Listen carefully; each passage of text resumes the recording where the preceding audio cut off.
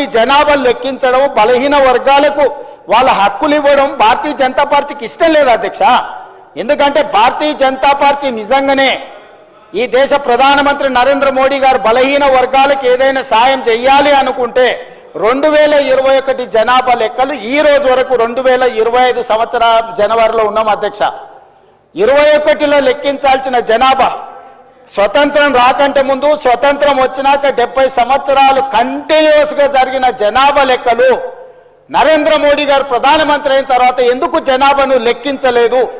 ఎందుకు మా మిత్రులు భారతీయ జనతా పార్టీ వాళ్ళు ఈరోజు నరేంద్ర మోడీ గారు జనాభాను లెక్కించలేదు?